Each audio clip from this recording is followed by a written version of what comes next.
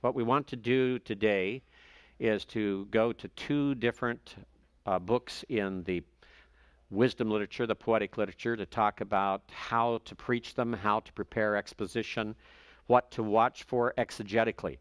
And the first one I want to talk about is the book of Job. I call the book of Job the James of the Old Testament. Anyone have an idea why I might do that? Suffering, trials, right? And it's one of those books that speaks very deeply about trials and suffering. And it's a book that also talks about men of prayer. It's a book that looks at godliness as it relates to how we react in society.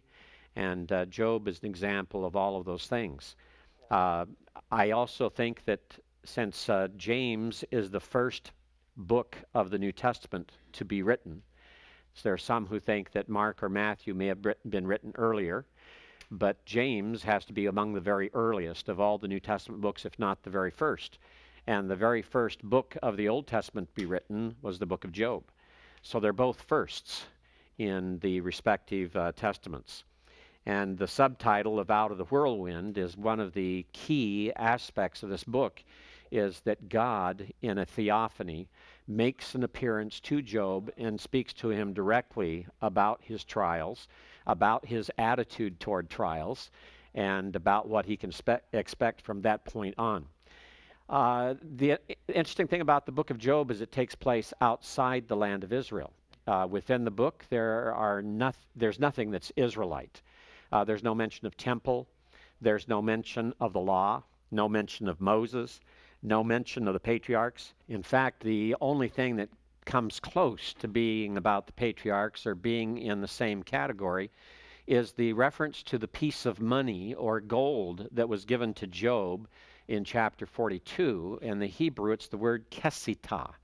And kesitah is used in Joshua chapter 24, and it's used in Genesis as well of coinage or type of measure of money during the time of the life of the patriarch Jacob.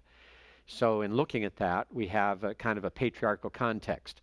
His home was somewhere southeast of Palestine in the Arabian Peninsula. How far from the region of Canaan that he lived is difficult to tell. How far south or how far east, there's no indication. He lived in an area that was accessible to Chaldeans, which would be from Sumeria, from Ur of the Chaldees. He was accessible to the Sabines, who are found in the central and southern parts and parts of the eastern area of the Saudi Arabian Peninsula. So all of those things hold true. He had friends that seemed to have come from areas within Canaan, because of the names of the cities where they came from. So it could be that he was in the northwest section of the Arabian Peninsula. The outline of the book of Job, you have a prose prologue in chapters 1 and 2 that introduces the book, tells us about Job's testing, explains to us how that came about, explains the agent of that testing through Satan, who is allowed by God to afflict Job. And then we have a dialogue, a running dialogue between Job and three of his friends, Zophar, Bildad, and Eliphaz, in chapters 3 through 31. And they make a speech, and Job responds, except that the very first speech is made by Job himself in chapter 3. And he bemoans the day of his birth. He wishes that he had already died rather than going through all this suffering, losing 10 children, having these painful sores, having lost all of his wealth. And he wishes he was dead. And then Eliphaz is the first to respond in chapters 4 and 5. And he isn't very sympathetic at all with Job. He approaches him with kind of a traditional legalism, saying things like, well, you know, if you hadn't done something wrong, this wouldn't have happened. So obviously you've done something wrong. God doesn't allow these things to happen like this to anyone except sinners. And then he has this strange experience where a spirit passes by in the night, causing the hair on his head to rise. And he says, and this spirit said to me, so he's relying upon a demonic spirit to give him revelation to try to comfort Job. Now, you know how that turns out. right? No comfort. And Job ends up complaining about the fact that those who should have been comforters are not comforters at all. And he lets them know that if he were in the same situation, he would have comforted them. There's a lot to learn here on biblical counseling by reading through the book of Job and watching three who did not know how to give biblical counseling, and watch what effect and impact it has upon the world's most godly man of that day. It pulls him down. It pulls him down to their level. He begins to doubt God. Something that I've always said about Job is he did not suffer because he had sinned, but he did begin to sin because of his suffering. And I don't think he would have had it not been for those three friends constantly pulling at him and pulling him down and not giving him any support or comfort and not being theologically accurate. Andrew? Can you expand on that a little bit? Because there's definitely a lot of debate over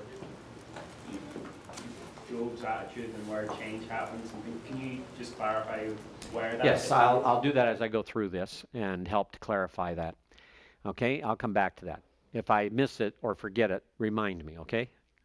The first cycle of discussions is chapters 3 to 14, a second cycle in 15 to 21, and the third cycle in 22 to 31.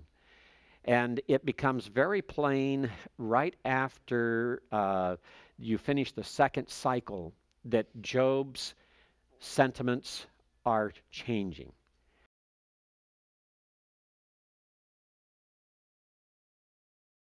From at least 3500 BC to about 1800 BC. Some think that it may have been destroyed as late as 1600 BC. But that's how old this city is, how ancient it is, how far it goes back. Over 25,000 cuneiform tablets were discovered in an ancient archive there in 1974. And it had a language similar to Hebrew. It's a Semitic language. It's written in cuneiform script. It is obviously pre-patriarchal in most of its origin and its setting. This is what the mound looks like, the edge of the mound at modern Tel Mardikh or ancient Ebla. You can see what part of the wall that has been exposed on the Acropolis area at the higher part of the Tel. Within the Tel, on one of the temples, they found these offering tables within one of the sanctuaries. These offering tables, you can see, have a concave surface so that the animal is placed on the table. The blood would pool in that concave area and then would flow to the spout that has a canal or channel cut in it. On that spout would be hung a bucket that the blood would flow into, and the small shelf on the edge, on the side, is a shelf for holding the knives and the tools that would be used in cutting up the sacrifice. These are almost identical to those described by Ezekiel in the book of Ezekiel when he's talking about the millennial temple, the future temple. This is what the tablets look like as they were found in place, this one group in 1975 here. They were on shelves. They were carefully organized. Librarians love it because they can look and see exactly how they were categorized and filed. They can look at the labels on each one, see how they were arranged, how they were collected together, and how the topics were arranged, and where the groupings are. It's an amazing find. They were on wooden shelves. The wooden shelves were destroyed by fire. As the shelves collapsed, the tablets, being heavy, just fell to the ground just in the position they were on the shelves.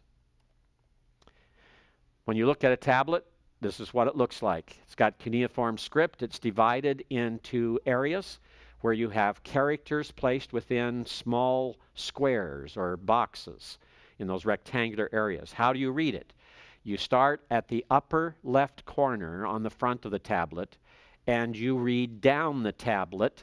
It's like if I were going down this list, I'd go down the left-hand side, and I would roll it over and continue to go down the back side, roll it back over and go down the second column, roll it to the back and go down the second column of the back, roll back to the front and go down the third column, etc. So it's a rotating type of reading. You put the right spin on it, you get the message, right? I know, I know. Bad puns. But that's the way they are read. It's a very unique type of arrangement that's not seen in many other places in the ancient Near East, right? They're not the oldest. We have tablets preceding 3500 BC that mention Ebla by name, but they're found outside of Ebla in other mounds in Mesopotamia. So the earliest tablets here are about 2600 BC. And so there are tablets at least 1,000 years older found elsewhere that mention Ebla, and there are tablets that are older than that from Sumeria that date back to about 4000 BC. Okay. Let's talk about Job's wisdom associations. I brought out the archaeological point to demonstrate that the period of history prior to the time of Job is fairly sophisticated. There are great cities. There are great kings. There are already law codes. There is writing already. There's organization of society. There is worship. There is religion. There are philosophers. There are scientists. There are literary writers. All of these things exist. There is trade. He's not a primitive people, and he comes at a period of time in which he is in a long line of, excuse me, it comes at a period of time when Job is in a long line of ancient Near Eastern history among many peoples in that region. And it's not any surprise then that wise men would know each other well enough to be friends and would travel long distances to be with one another when they encountered difficult times. They had the travel arrangements. They had the means. They had the language to communicate. And they had the means of getting messages to and from the various locations. Andrew, do you have a question or someone else? I was raising Jason? and I was going to ask about the tablets. I was just Yes. curious, like what kind of things are recorded on there? Most of the tablets that have been published so far from Ebla are economic tablets and word lists. Syria is not allowing any of the historical tablets to be published. And that's because when the tablets were first found, one of the tablets that the epigrapher looked at Ebla appeared to have on it the exact same kings and cities in the exact same order as in Genesis chapter 14. And as soon as that news leaked out, Syria clamped down and immediately refused to allow the publication of anything that they did not approve first.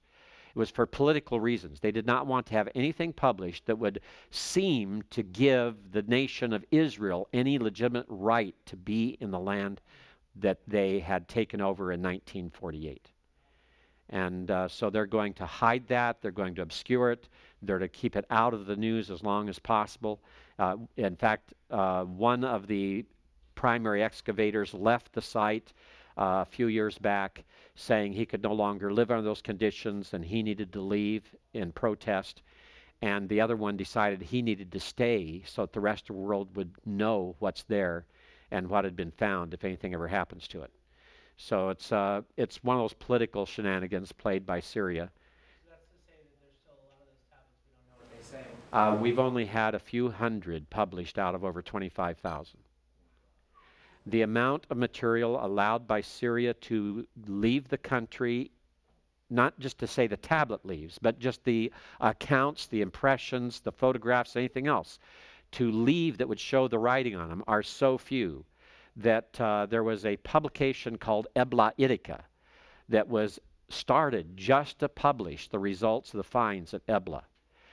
Went through 4 volumes and then went out of print because there was nothing left to publish because of the way that Syria had restricted it.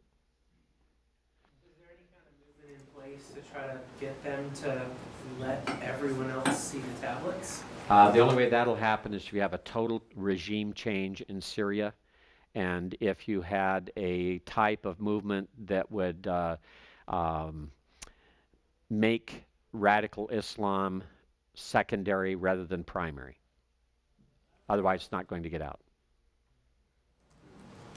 It'd have to become a state similar to Jordan or Egypt that has a greater degree of freedom of information, even if it might not be palatable politically.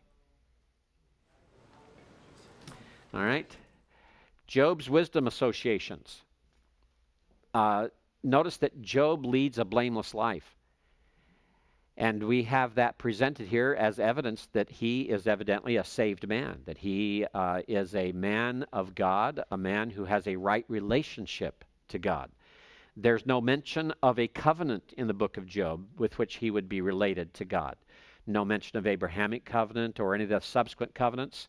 No mention of the Noahic covenant even, although obviously he would still come under that covenant. Just an absence of it. The only mention of a covenant is the covenant he makes with his eyes to keep himself pure by not looking upon a woman in a sinful fashion. The questions in the book of Job are very deeply philosophical. In his exchanges with his three friends, they discuss all the different matters that wisdom literature discusses. What's the right way? What's the wrong path? What does God desire of a man? Who is wise? What is wisdom? What is the fear of the Lord? What is the fear of God? What is creation? Who created it? What does creation teach us? What is death? What happens after death? All of these are major wisdom book questions, and they all show up in the book of Job in their discussion. Job and his friends are thinking about life and its meanings. As you go through the book of Job, you find many ties to the book of Proverbs. In fact, the book of Job has a number of proverbs in it. In fact, you just read his discourse on wisdom in chapter 28, it sounds like the book of Proverbs. Some of the ways that wisdom is talked about are identical to that in the book of Proverbs. The focus of the book is on mankind's condition. That man is not God, number one. Man is subject to death, number two. Man is a sinner, and that man is not in ultimate control of his own destiny. Those are all involved here. I already mentioned some of the proverbial expressions. Theocratic justice is found as a theme. Sinners will eventually pay for their sins. God will eventually judge. And then notice that you have the gate mentioned from time to time. And you wonder about that since Job appears to be a nomad, following his flocks and herds. So what would he be talking about a gate? Well, obviously there were some cities nearby where he did commerce. Perhaps he took his goods to those cities to sell them in the bazaars at the city gates, and there he sat with the elders of those cities and entered into discussion with them and spoke as an equal. Seems to be the only conclusion we can reach in that. And again, we mentioned cities like Ebla did exist. Yes, Nathan? How did with Job's children dying and the roof collapsing in on them, how does that work together with his being a nomad? Like what would the construction of it look like? Right. And it could be that they had seasonal homes in different locations. Notice there doesn't seem to be any reference to any non-family residences nearby or homes. Some have suggested there that they had one center that was kind of the place they worked out of, their ranch, so to speak, and that they happened to be at the ranch rather than out in the various pasture areas that would range quite widely over the area at different seasons. And so it appears to be a time when they're home. Some have suggested that's also perhaps a reason for some of the celebrations going on, is that they were taking the time to observe those things while they were at their home setting in that local situation. Yes. Okay. It also shows then that they must have had some contact with areas where other houses were built, because they had a design, obviously. What design or which culture's design they followed, we're not told. We don't have any details at all. But as you said, it had to be heavy enough. It had to be the type of construction that was sturdy enough that when it collapsed, it would kill all the people inside. And if it were a bamboo hut, that's not going to kill all the people inside. or if it were one of the reed huts like the marsh Arabs had in southern Sumeria, that wouldn't cause deaths either. So it had to be something of solid wood or of stone. And that meant the wind had to be very strong as well. So it'd be more like a tornado or something of that nature collapsing the home in a way that everyone died inside. It was quite a violent situation. So it could not refer to tents, for example. Tents would not cause deaths like that if a tent collapses. They can be awful heavy and stifling. They can catch fire, but it's not likely to kill everyone. Jason? In chapter 1, there's a lot going on that seems like Job had an understanding of some kind of a sacrificial system. Yes. Where would he have, I mean, obviously Adam would have taught his children things that would have been passed down. Do you think it's just been passed down throughout the generations? It's been passed down through generations. Remember what Noah did as soon as he got off the ark? Starting the new movement of mankind and the new earth, he offered sacrifices. And so that seems to be, and everywhere Abraham went, he built an altar and offered sacrifices. Jacob tended to do the same, Isaac also. And remember that even when they were in Egypt, they asked to be let go to go into the wilderness to offer sacrifices and to celebrate festival to Yahweh. So that seems to be a well-known aspect of their worship. Remember, we have the example of Melchizedek, too, a king and priest outside Israel who had a right relationship to God and obviously offered sacrifices. Okay, Job's counselors. They're called uncomforting physicians of the soul. Their purpose, they came to comfort. According to chapter 2, verses 11 to 13, that's the statement. That's in the narrative. They came to comfort Job. And their silence was golden. You know, sometimes all you can do to comfort someone is to sit and be silent. When you make hospital visits on people that are suffering and very ill, take time just to sit there and be silent. I went to visit a friend that had open heart surgery, and believe me, he did not want to talk. In fact, he mentioned to his wife one time, he said, just tell people not to talk when they come in. The vibration hurts me. Just the vibration of their voice hurts. It's painful. And usually the nurses watch that very carefully, but some people just don't pay any attention. And sometimes you just need to be there, just to let them know you're there. Sometimes just to read scripture, sometimes just to pray or to pray with them. And his friends came and they wisely sat and showed their grief with him for the loss of his children, the loss of his wealth, the loss of his health. They showed sympathy, and their silence was golden for 7 days. But when that silence was interrupted by Job, and then they responded, that's when things began to get worse and worse. So be careful what you say when you're trying to comfort someone. Creighton? At least culturally for us, seems like an absolutely inordinate amount of time to what would that have looked like? I mean, that they would come in and that they would set up camp outside of where Job was and just be talking amongst themselves? They probably set their camp up and they would come and sit with him where he was sitting and just sit there in silence. There are customs around the world about how to deal with a matter of a death within a home.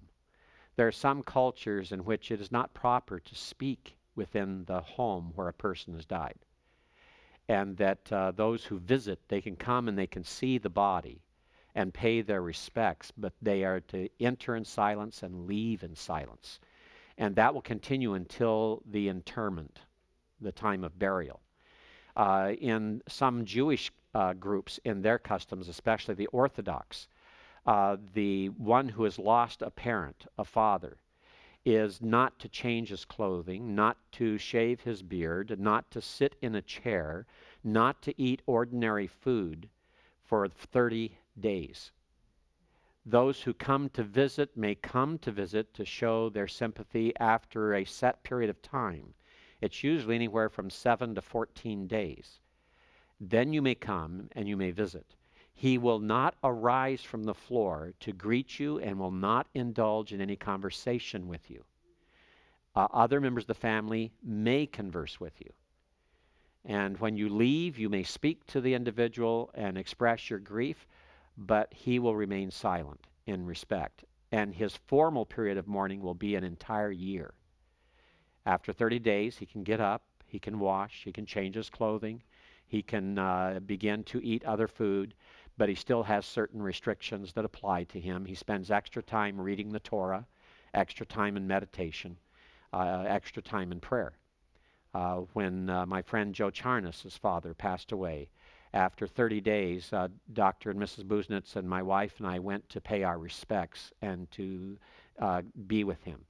And his wife was the one who let us know that he could be visited. And we went to their home to see him. And we sat in chairs and we spoke with her. He sat in front of us and did not speak. And then when we left, we could speak directly to him and offer our condolences as we were leaving. And I whispered a Hebrew prayer into his ear as I left.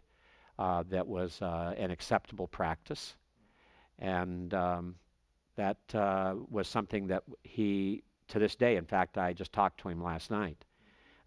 He's out east. And to this day, he very much appreciates the fact that we respected the custom, even though he knows we don't do it that way and we would treat it differently. But we went to show that we had a love for him and that we wanted to show our respect and our condolences.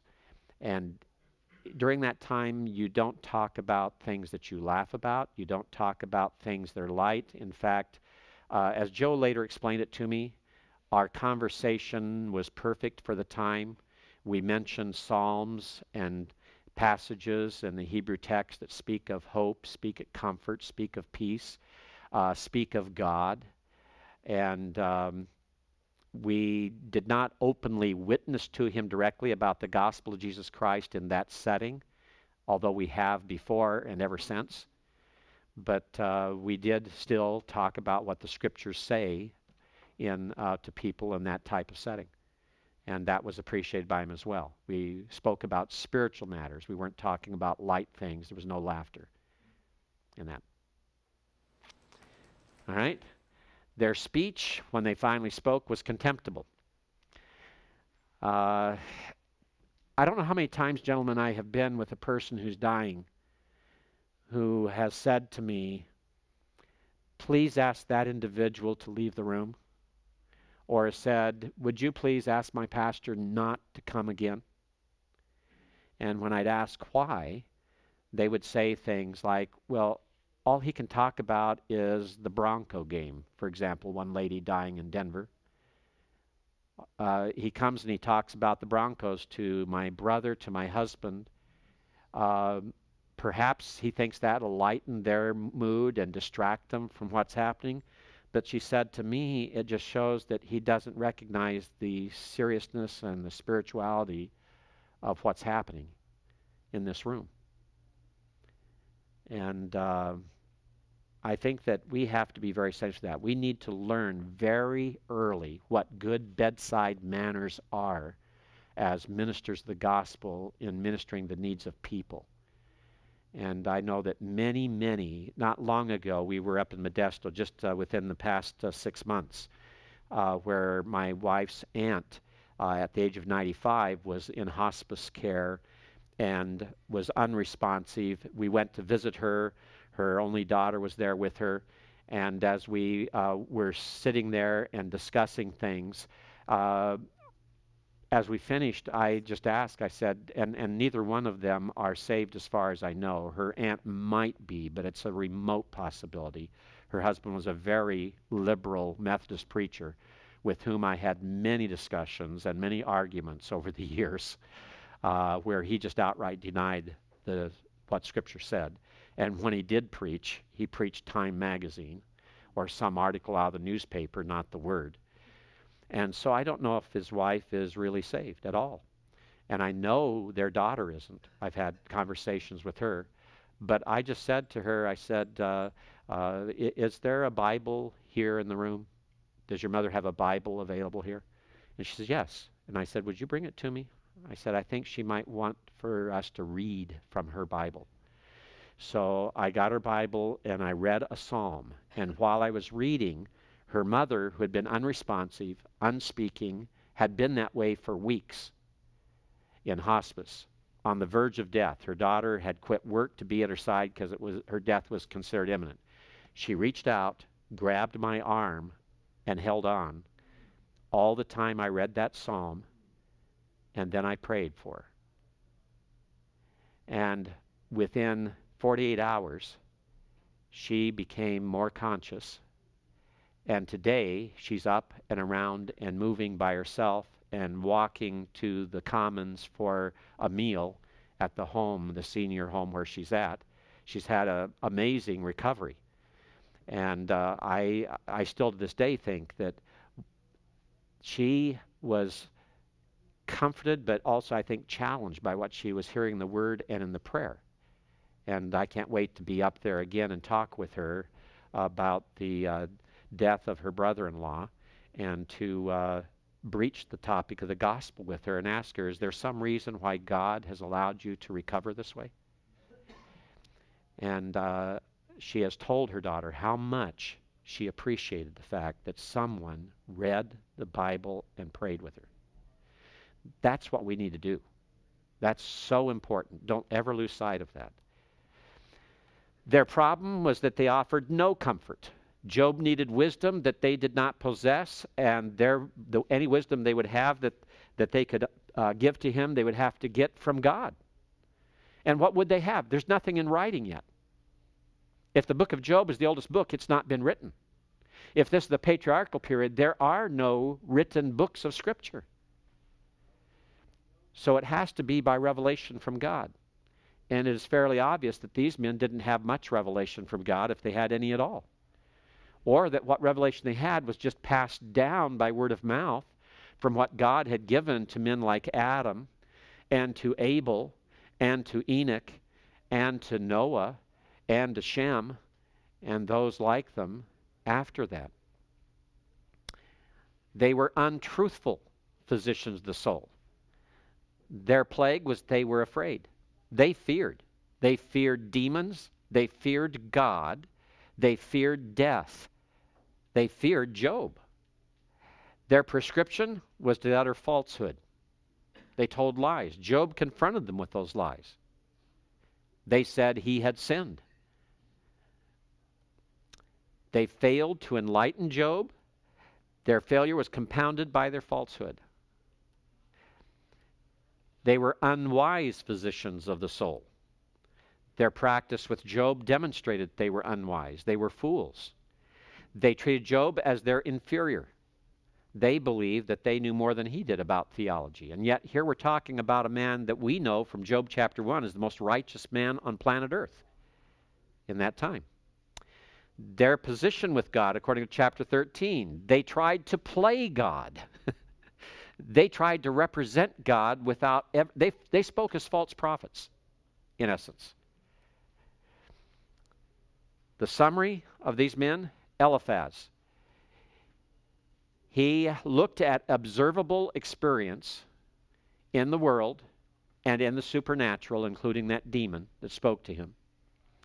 That's what he depended upon for revelation. He didn't look to God. He looked at the world around him. He didn't look for a message from God. He was merely an observer of the world around him. He held to a traditional theology that he claimed had come from the ancients. And he stood on it. He stood proudly in a long line of secular, wise men. Bildad. He was fairly consistent in his theology. He too appealed to the ancients, and all of his illustrations were gathered from looking and observing creation around him. And Zophar, he was a pietist. He was more emotional. He dealt more with the idea of piety. He relied upon what he termed was true wisdom and the deep things of God. He wanted to be very spiritual and perhaps was merely mystical. in his approach to life and to God and theology. What about Job's God? Well, in the book we find out that he is the powerful creator of the universe. We see it again in chapter 38 when God speaks. He speaks about his creation. He says, "Where were you, Job, when I laid the foundations of the world?" He's the creator of the individual as well as the universe. And you can compare Job 10 with Psalm 139. There's some parallels there. And he is the promised Redeemer. See chapter 18 about Job's need for Redeemer, and then look at chapter 19 with the hope for a lasting record, the hope for a living Redeemer, and the hope of a later resurrection. And he'd already spoke about resurrection in chapter 14. Look at Job's questions. And here, the way I put these into categories is one of the ways you can preach the book of Job. Because what's the biggest problem in preaching the book of Job? What's the biggest problem? Material. Right. What are you going to do with the speeches of Eliphaz, Zophar, and Bildad, which are a large amount of the book? False theologians, traditionalists, secularists, foolish, perhaps unrighteous. How do you preach material that comes from unbelievers? So the best way to do it is to summarize their positions and contrast them with Job's speeches and with the prologue and the epilogue and with God's speech and with Elihu's speech. Job talks about the question of why was I born? Why must I suffer? Where is wisdom? Where is my mediator? He pled for a mediator. He believed that he had a need. He recognized his need for a mediator. He wanted a mediator who could put his hand both on God and him and mediate. Now, the only way a person can do that is to be both God and man. That is a profound truth that Job recognizes. The nature of the mediator is one who is in heaven, one who is co-equal to God, one who can speak to God as an equal and yet understand man and speak to him as an equal. God provided a mediator according to chapter 16, and we can find out about the position of the mediator and the person of the mediator. God's questions to Job. Here's a good one. Talk about, have one series of messages on Job's questions and then have God's questions. Were you there? Put man where we belong. Do you blame me? The question there was obviously asked to show Job that he did blame God for his situation. Do I owe you anything? Do I even owe you an explanation of your suffering? Can a man save himself? He demonstrates that man is unable to save himself. He's finite. He's filthy. His actions and life are futile. But on the contrast, God's ability, he has the only purity, not man. He alone is pure. He alone has the power to save. The object lessons from creation. You have an explanation of object lessons in the book of Job in chapter 12. Those object lessons tell of the Creator. Look at the beasts around. Look at the earth. They teach of the one who's a controller, not just the Creator, but he's still in control. The examples of object lessons. Behemoth, an example of the Creator's wisdom. Leviathan, an example of the Creator's power. These are all there and are present. I believe that these two are actually dinosaurs. And they fit the description better than anything else. Those of you who think that Behemoth is a hippopotamus, before you make your conclusion and settle into it, go visit Africa. See a hippopotamus and ask the Africans who live among the hippos whether or not they think the behemoth is a hippopotamus. The Africans tell me emphatically that no one except someone ignorant of hippopotamuses would ever identify behemoth as a hippopotamus. That's what the Africans tell me. Both the tribal and those who are European transplants down there that went there several hundred years ago. Josh? Yes? What you do with the fire? The fire from the mouth of Leviathan. Whether that's fire or not, whether it's just the bright light from a breath that the sunlight catches, or whether it's actual fire, you know, that's hard to tell because part of the description is obviously somewhat metaphorical. And so there's an argument there. Some have argued that it actually is a kind of fire, like, say, the bombardier beetle, where chemicals unite and form and spark and form some sort of fire or explosion.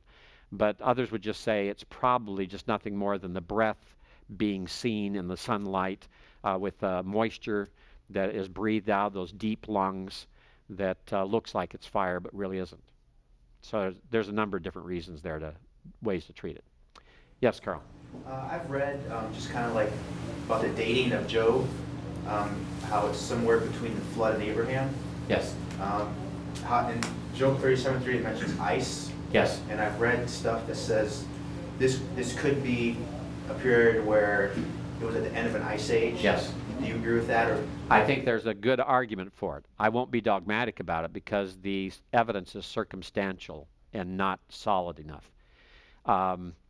One of those who argued strongly for that was the late Henry Morris. In his book on Genesis record, he wrote another book called the Job Record, and in which he talks about those types of issues. We've already talked about the resurrection, but we want to talk about it a little bit more, because I really believe that if you're in the book of Job, you've got to talk about the resurrection the same as you've got to talk about a redeemer, because there's so much in the book of Job that is focused on redemption and redeemer, and there's also a fair amount here on resurrection. And being the oldest book of the Bible, it's amazing to watch and see the theological sophistication of this text.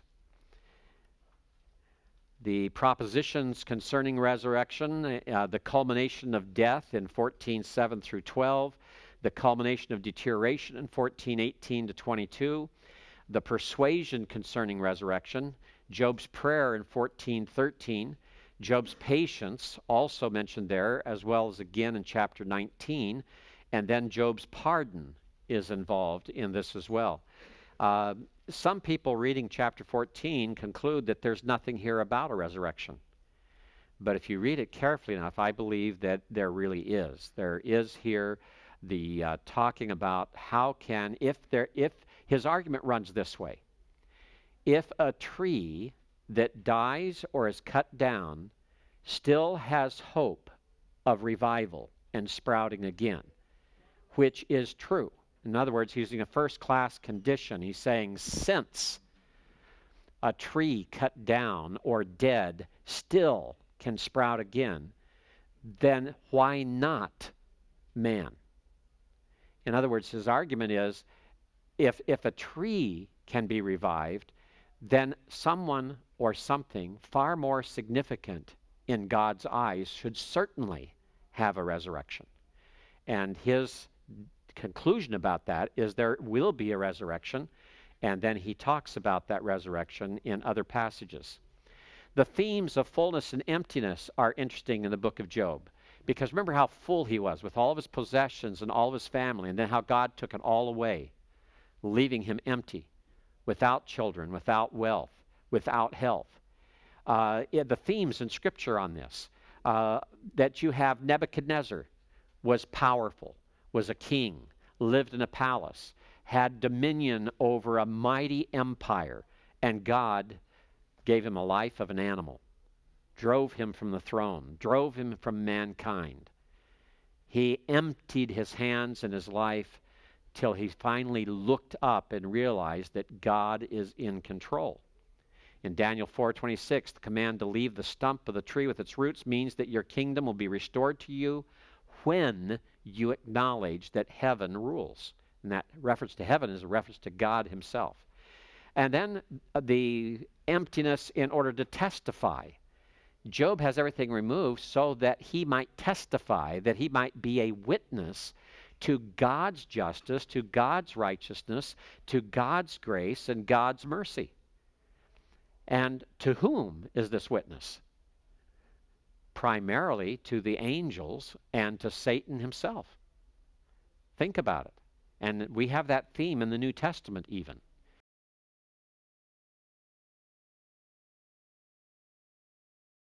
God could say of him, he did not sin with his lips.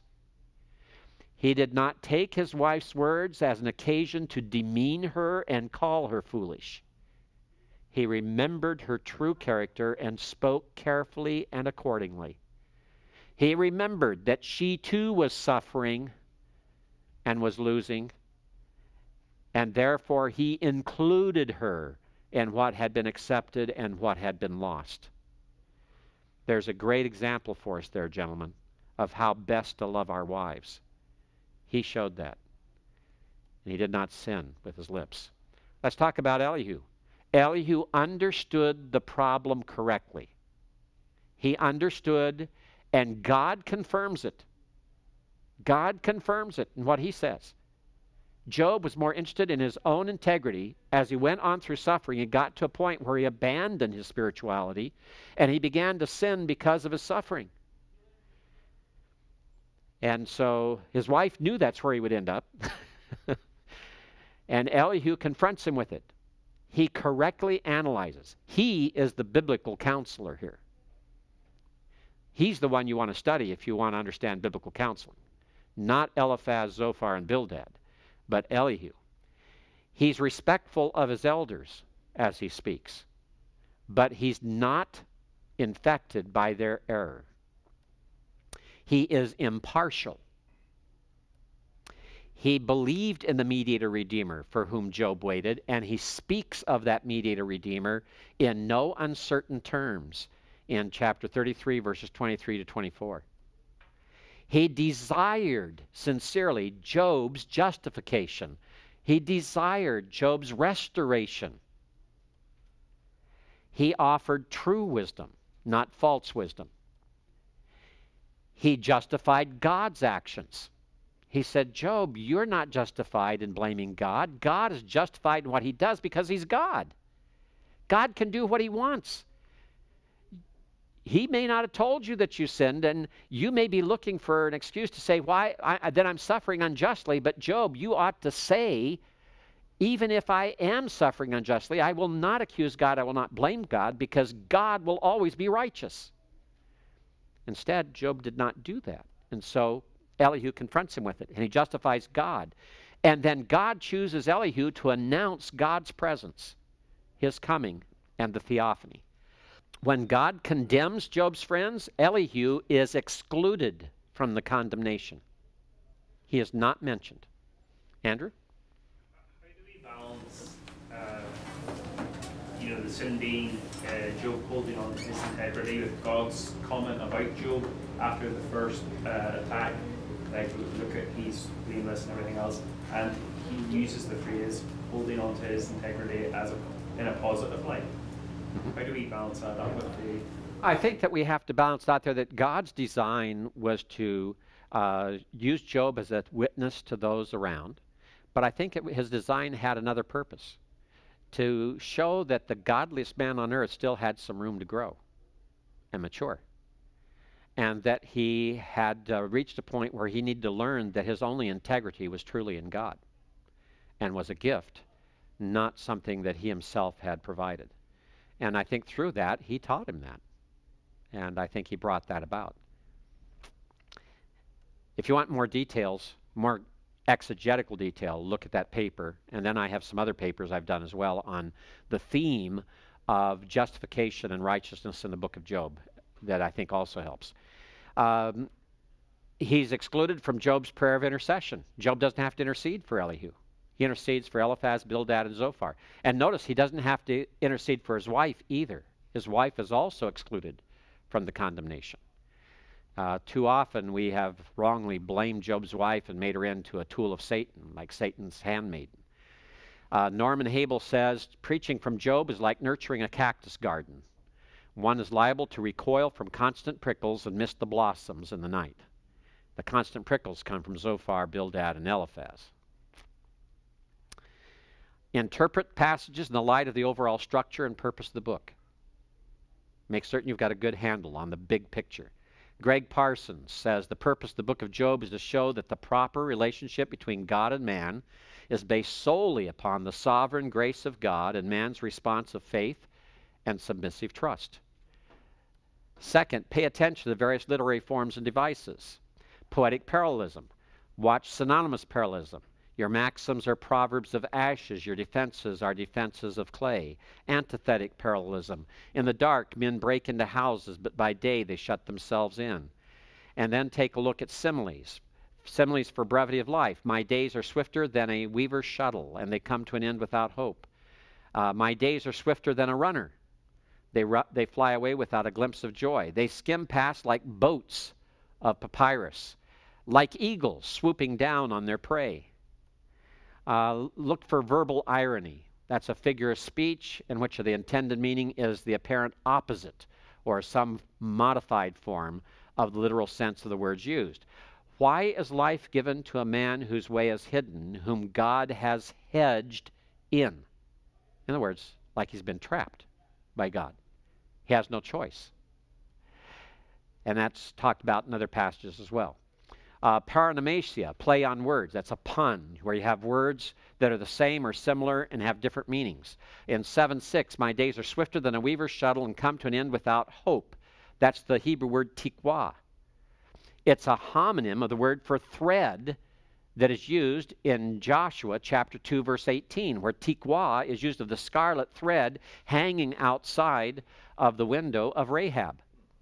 And notice the picture here that's being used, the metaphor, the imagery of the weaver's shuttle. The weaver's shuttle is that piece of wood or bone or ivory that has the thread on it that you go in and out of the warp and woof as you put the threads in that cross the vertical threads. And your weaving is finished when that shuttle runs out of thread. And so here, both words are intended. This is intentional ambiguity. It's a pun. My days are swifter than a weaver's shuttle and come to an end without thread is the real picture and what the word can mean. But it's obvious by context that it's used as a symbol and picture of running out of hope. So it has double meaning. Alliteration. Words begin with the same consonant in the Hebrew text. In 5:8, for example, you have an aleph here on 5 words in a row. Ulam ani edrosh el el. That's alliteration. It goes on. El Elohim asim divrati. So you have here 5 in the first line and 3 in the second line beginning with wow. 8 words beginning with an aleph, or not a wow, an aleph. But if I would appeal to God, I would lay my cause before him. There's no way you can reproduce that in translation, by the way. Assonance, words containing the same sounds.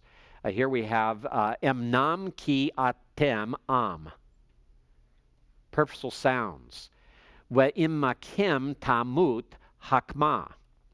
Doubtless you are the people, and wisdom will die with you. It's interesting they chose words that sound alike to focus on it and to make that a memorable statement that will stick in the mind. Preach each passage as a part of the full story of the book. Put it within its setting. Use the universal themes that are found there that are characteristic of wisdom literature and the clues from the cross-cultural lessons that we receive. Job 24:13-17 talks about universal wickedness, crime at night. Why does crime take place at night? Because men love darkness rather than light, because their deeds are evil. They think they can get away with it, that God can't see. That's a very low view of God, isn't it? That God can't see in the dark. It's kind of interesting to me, because Eliphaz has that attitude toward God, but yet he believed the spirit passing the night obviously could see where he's going. But God can't see in the night? The spirit can, but God can't? You know, the contradictions of the fallen person are just amazing. Observe the biblical references to Job elsewhere, as in Ezekiel and in the book of James. Those are very significant and important about evaluating who Job is and what he is like, and the lessons we can learn from him. The severity of suffering increases in proportion to one's success, is one of the lessons we learn from Job. Because of suffering, one can lose his orientation to life and spirituality, and we see that happen to Job. When I wrote a study on the book of Job back in 1974, and it was published, the editor insisted on naming the book The Man Who Wouldn't Say Uncle.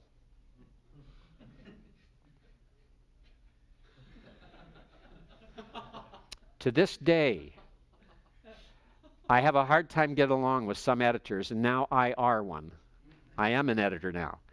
And it just, I try to keep that in mind. Listen to the writer. Don't make him put a title or something on it that doesn't match what he believes. Job did say uncle. Excuse me, he did. All right? Suffering can cause isolation from other people. How should we relate to someone whose experience not only differs from what we seem to have been taught and may even challenge the validity of cherished beliefs? There's a good question. The book of Job deals with that. Mankind needs a mediator. That's very clear. Confession of sin brings restoration to fellowship with God. So there's a lot of preaching in the book of Job, gentlemen. Don't ignore it. I've preached through the entire book of Job twice in 48 years of preaching. And I preached through it verse by verse until I got to the speeches of Eliphaz, Zophar, and Bildad. I dealt with them the entire speech at one time. I took all of what Eliphaz said, even if it was 2 chapters, and I made it one message, and I just contrasted it with what God says to show the error of his speech, and to try to tie it in with my audience, with those hearing, that we too often think like Eliphaz, or we forget things that we ought to know better than Eliphaz. And I've thoroughly enjoyed it, and especially by the time I get to chapter 32.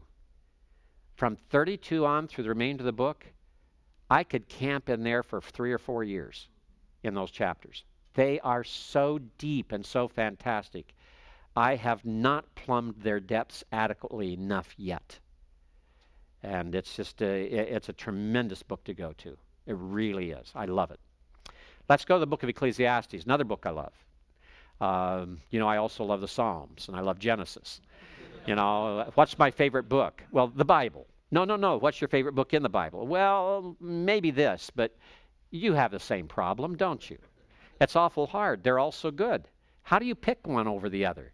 It's the fact that at one time in your life, one book stands out, another time in your life, another book stands out, because God's teaching us certain lessons, especially from those different portions. And Ecclesiastes has been one I've preached through 3 times, and I've taught through it in fact, more than 4 times now. I've taught through the book of Ecclesiastes nearly 8 times now. And and I've taught through Job about that same number of times. What I do, like this summer after graduation, I'll go to the Philippines and I'll be teaching the wisdom books. And I'll be spending 2 weeks, 5 hours a day, teaching through Job, Proverbs, and Ecclesiastes. Those 3 books. And I spend most of my time in Job and Ecclesiastes. And we do get into Proverbs, but I'm very excited this time because I'm taking my own commentary on Ecclesiastes with me to give to the students. And it's going to be an exciting time to finally teach it the way I want it taught and have the material there. There are a lot of good materials. I think it's the Baker Handbook on the wisdom books is really superbly written by Daniel Estes. His comments on Job in there, I agree almost 100%. His treatment of Ecclesiastes, I agree almost 100%. In fact, his treatment of Ecclesiastes is one of the best commentaries on Ecclesiastes, even though it wasn't intended as a full commentary. It's one of the best in print, and I would highly recommend it. I've used that as the textbook in the past. And it's really good to use. Now, if someone says Ecclesiastes, what's the first thing to come to your mind? Vanity, vanity, all is vanity, right? We get pretty wrapped up in that phraseology. And you know that there's a lot of men out there saying that it is a pessimistic book. I had a professor in seminary who told us in class one day, the book of Ecclesiastes has no theological value. I don't understand why God allows it to be in His Word. Now, this was not a left-wing evangelical or a liberal. This was a far right-wing evangelical saying this. And so I spent the next 4 weeks reading the book of Ecclesiastes over and over, and I started making a list of all theological truths in the book, focused on the theology of God and the theology of man.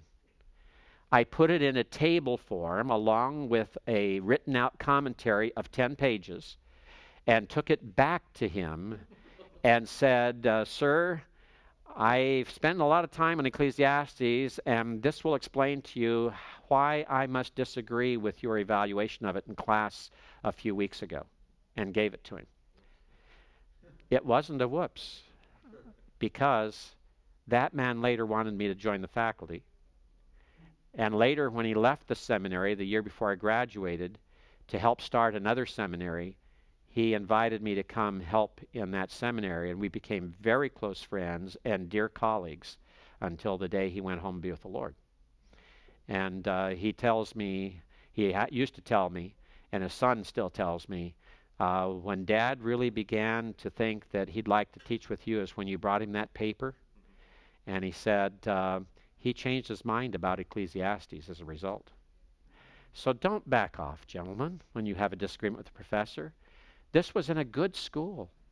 I went there because I figured it was the top school in the country, just like you considered Master's Seminary to be. Just because we are that good of a seminary or that conservative doesn't mean that you can't have a professor here, including me, who might spout something that is totally wrong.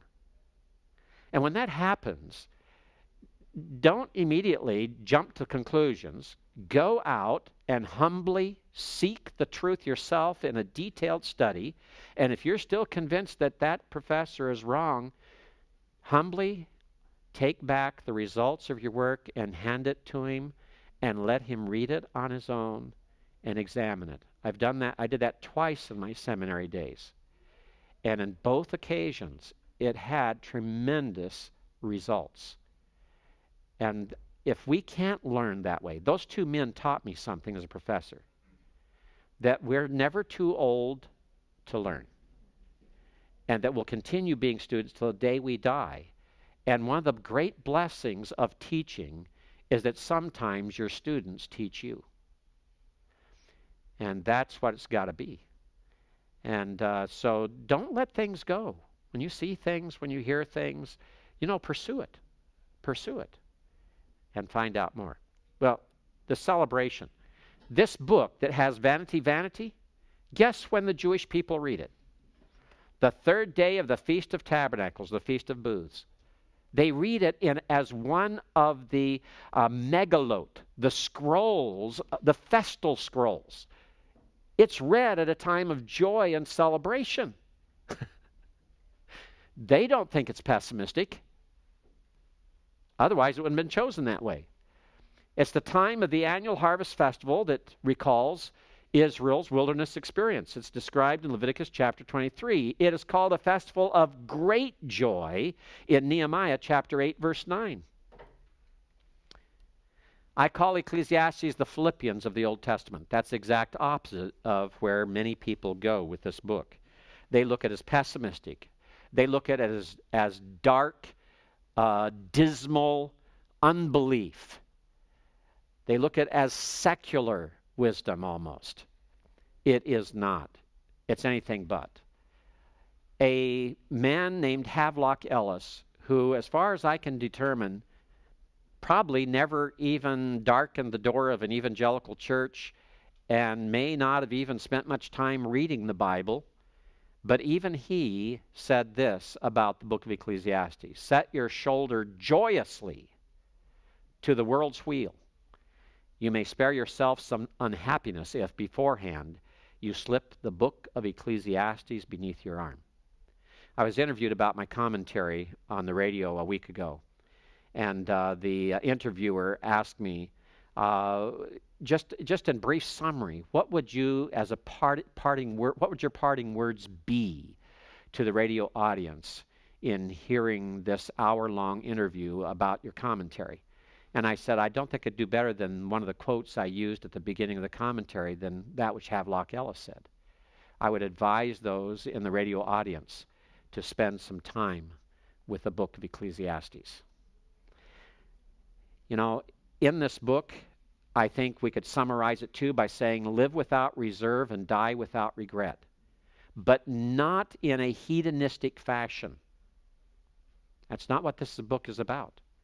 This is live without reserve in the fear of God, in keeping His commandments. That's where the without reserve comes. Read chapter 12. Without reservation, pursue God. Without reservation, serve God. Without reservation, fear God. Without reservation, keep His word. And if you do, then you will be able to die without regret. That's the message of this book. The book of Proverbs is a path of practical wisdom. The book of Ecclesiastes is a reflective path to wisdom. There are deep philosophical and theological character within this book. It's for thinkers. It's written for thinkers. It's written by a man, I believe it's Solomon, who is a theologian who believes that we ought to use the minds that God has given us.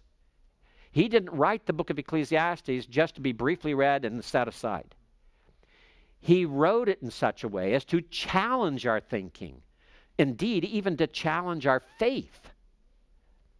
And we need to read it that way. Who's King Solomon? I believe he's the author of Ecclesiastes. When did he write it? I believe he wrote it in his old age.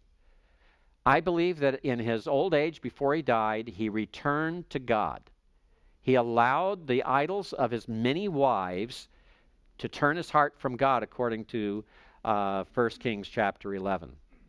I believe that he made a long spiritual journey back, and Ecclesiastes is his spiritual journal of his recovery and how that took place. Says it's the words of the teacher, son of David, king in Jerusalem. How many sons of David are there who could say that? King in Jerusalem. King over Israel in Jerusalem, not just over Judah. All they that had been before me in Jerusalem. Who were before him as kings in Jerusalem? Well, you have David before Solomon. You have Saul before Solomon. You have Melchizedek. And you have Adonizedek. The Lord my righteous and the King of righteousness were their names of those two kings in Jerusalem. And he had more than all of them. There's Araunah, who is also called a king, 2 Samuel 24. And we had Saul there as well. So we have what? 5 kings before Solomon. You look at Ecclesiastes and compare it with 1 Kings. You see that Solomon had wisdom, you see his works, you see his wealth, and you see his words. In my commentary, I put this in parallel tables, given the full text of each, where you can compare what is said across. And to me, it's absolutely irrefutable. Look at the refrain of the book that keeps coming up. Some call this the Carpe Diem theme, seize the day theme. Repeatedly, the author says, a man can do nothing better than to eat and drink and find satisfaction in his work. This too I see is from the hand of God. He encourages us to enjoy the life that God has gifted us with.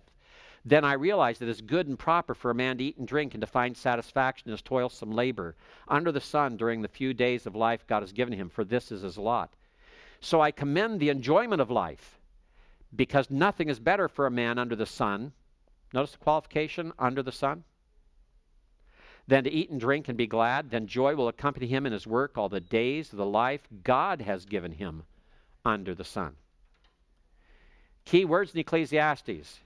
You might think it's vanity. Nope. 52 times the word good is used.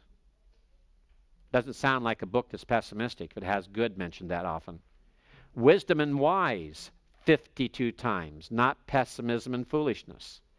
God is mentioned 40 times.